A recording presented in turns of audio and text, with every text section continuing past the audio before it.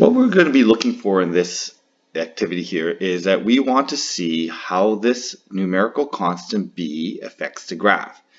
And we want to see what happens when we put it into this form y equals m times x plus b, where this is our multiplier, and this will represent the slope of the graph. Okay. And b then represents a numerical constant. So we want to see how that numerical constant fits in. So when we look at the b value, so when we look at the m value, all these have an m value of 2. And when we graph these coordinates, we can make a table of values and graph these. I can see that this graph has this slope of 2, this graph has a slope of 2, and this graph has a slope of 2. These are all parallel lines, but they all have slightly different positioning. So how does that positioning work? Well, when I look at the positioning of this, this 0 seems to indicate that when x is 0, y is 0, so it indicates this point right here, or where it crosses the y-axis. This minus 3, again, is when x is 0, y ends up being minus 3, so it represents this point right here on the y-axis. And when we have 2x plus 2, when we plug in x is 0, y equals 2, so it represents this point here on the y-axis. So when we look at that numerical constant, really it's going to be the value that's left over when we plug x is 0 into our equations, and it represents our y-intercept. And when we write it in our equations then in this y equals mx plus b form, well, the m indicates the angle or slope of the line, and the other characteristic that we want is positioning. And that b represents a very useful and convenient positioning. It's positioned at 0 on the y-axis. Here, this minus 3 means it's positioned at negative 3 on the y-axis.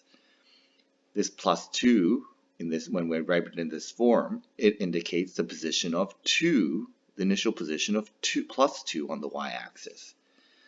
So these three lines, they all have the same slope.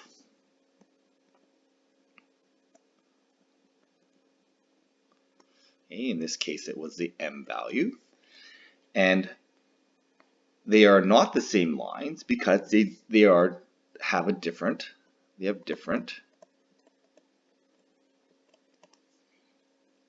vertical positioning.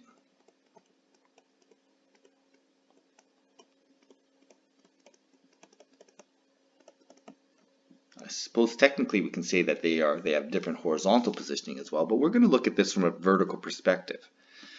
So when we look at these graphs, then if I take a look at 2x plus 6, well, they should share the same slope as 2x plus 0.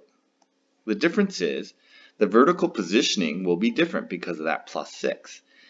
And I want you to check these by graphing, put them in Desmos and actually graph them, and you should see that these two lines both have a slope of 2, so they should have the same angle as these lines, but they have a different vertical positioning. And in fact, we can see that these lines, we should expect this line to cross the y-axis at plus 6.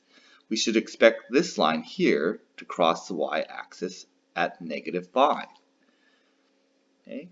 So what we can then say is that what's the conclusion we can make about this? And I want you to highlight this. What is the main idea then? How does the numerical constant of the graphing equation change the graph on the line? Well, that numerical constant is going to tell us where the graph crosses the y-axis.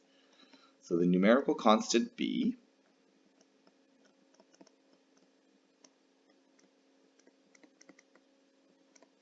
this is b in the y equals mx plus b equation, tells us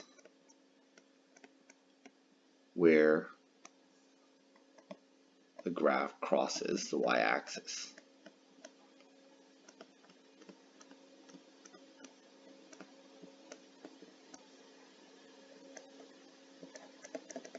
Okay. We also can find this coordinate by saying when x equals 0, okay, we end up with equation that looks like this. Y equals mx,